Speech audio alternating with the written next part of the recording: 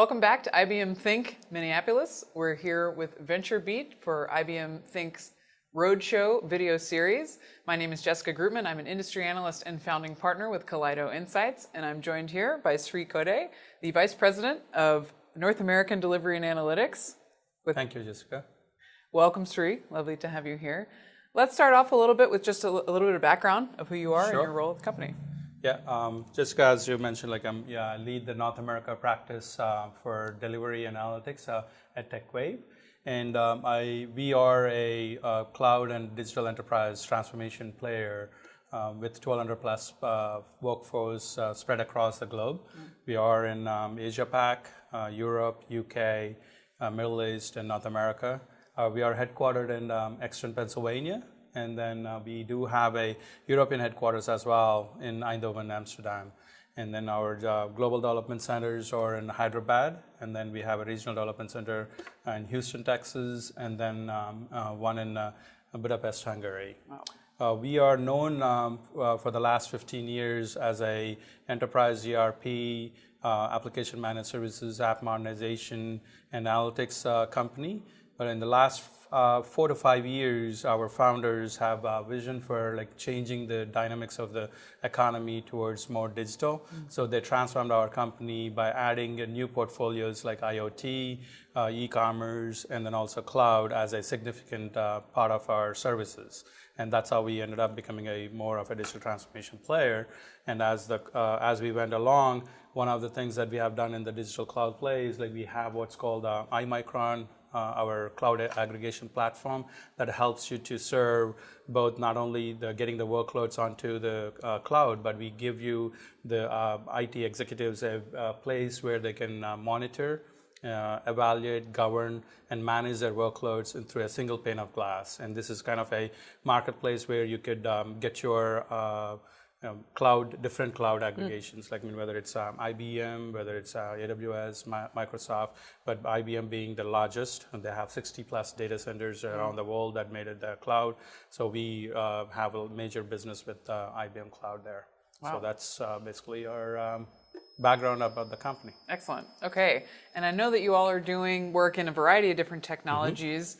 Not the least of which is in the blockchain space. Yeah. And so I would love to hear a little bit about your journey with blockchain. It's early days for the technology, but you all are doing a lot in that space. Yeah, we call blockchain as the new kid on the block. Basically, it's been, especially IBM has been great for us in terms of that journey. They have helped us, put us in the right spots. One of them has been this Think roadshows where we've been able to talk to our customers and as well as fellow colleagues about more and more about this technology. And as we are going through this, one of the ways that we have actually got into the blockchain is we have, as I said, our IoT services. So we have been promoting a lot of our IoT services along the way, and one of the roadshows on the IoT platforms, a couple of customers, especially on the wine industry, one from South America and then one from California, reached out to us and said, hey, what are you guys doing in terms of track and trace?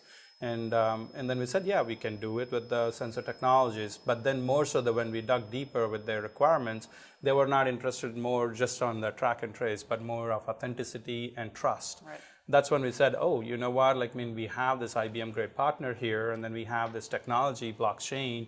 They are leading the way with Hyperledger. So why don't we look into that? And then we came up with those use cases to develop that solution. And that's where we have been able to get onto the blockchain journey. And then it has been so far great. And I'm getting a lot of connections through that, and then a lot of people are reaching out to us and asking us to do similar concepts across other supply chain solutions as well. Wow. And then of course we are getting into healthcare and financials as well. A variety of different verticals. Yeah. I love the example of the wine, not the least of which is because authentic wine is great, but also because taking the technologies that we're using in IoT of sensor tracking and then combining that with the trust and immutability of blockchain is such an interesting convergence. That's an area that we cover a lot, of looking at where these technologies come together. Talk to us a little bit about how IBM, DevOps, and cloud products have helped support your support of clients. Yeah, absolutely. As I said, we've been a multi-cloud, hybrid cloud player along the lines. And of course, our iMicron platform itself is built on the IBM cloud.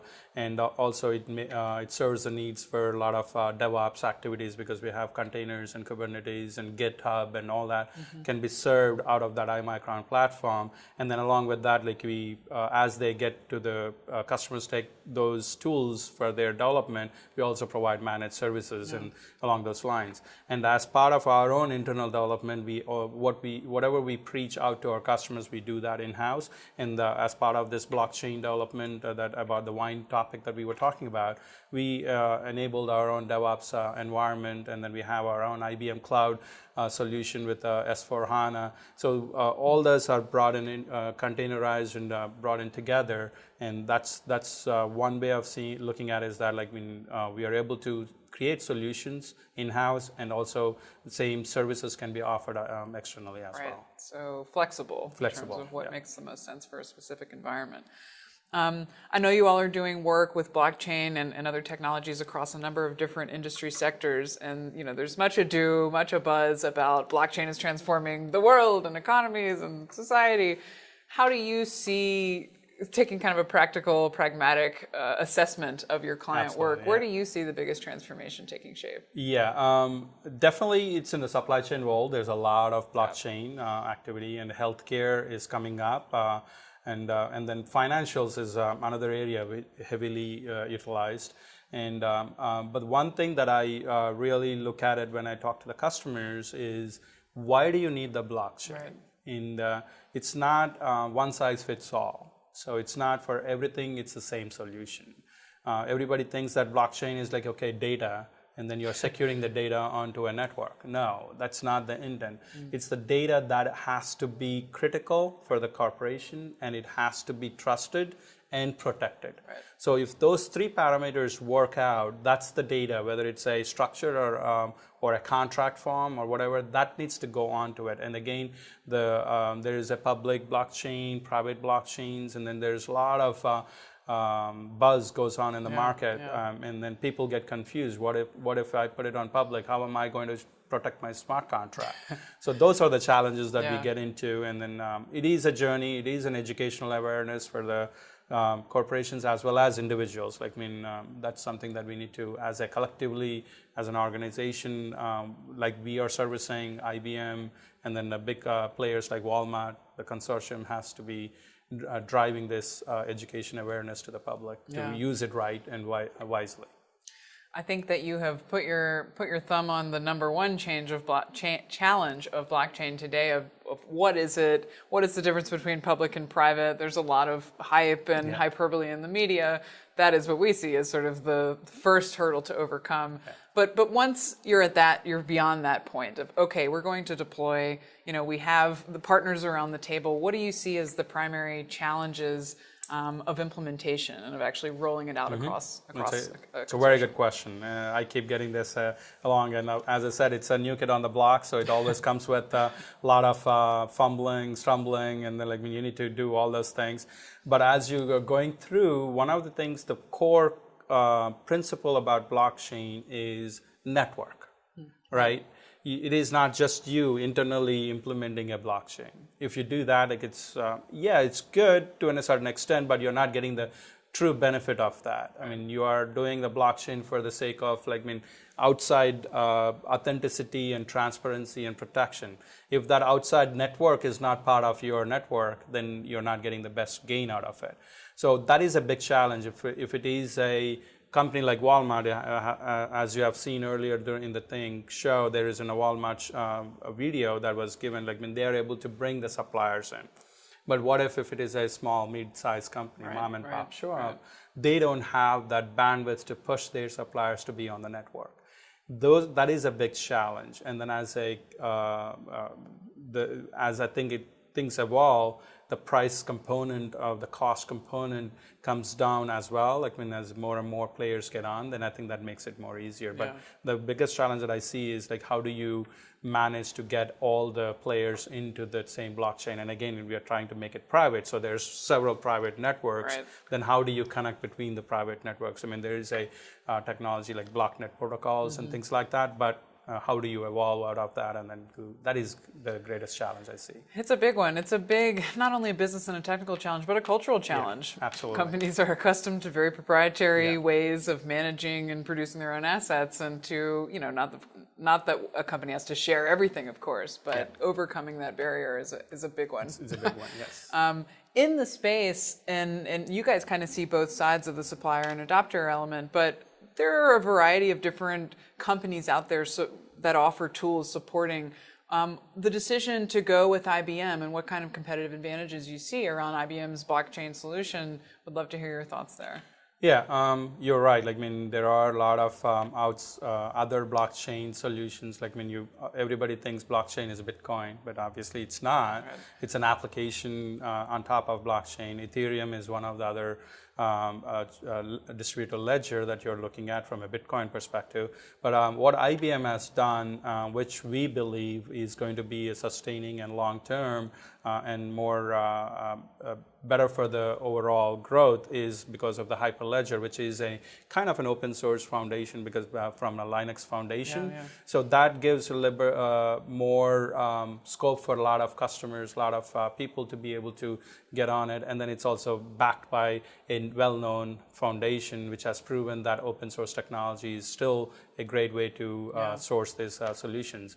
And IBM has done a great job there. And they are being promoting, they have solutions across, and that the tools and technologies with the DevOps, they were able to plug it in. Their Watson Cloud Platform services are easy to engage and then work. And the support as a partner, we get a great support from them. And then I'm sure the customers are also getting a similar support, and then it makes it easy for them to get on with IBM. Right. And then with the 100 years of history and then strong innovation background, you can't beat IBM for there. Fair enough. Well, my final question for you today, being that you are in a unique position of having insight into the early stages of rolling out blockchain, your top piece of advice, if you were advising other innovators, other companies trying to sink their teeth into this technology, what counsel Wow, that's might a loaded question. My top advice would be, as we know, blockchain is a protection and trust and authenticity. So you really need to look at your business case. What are you trying to do?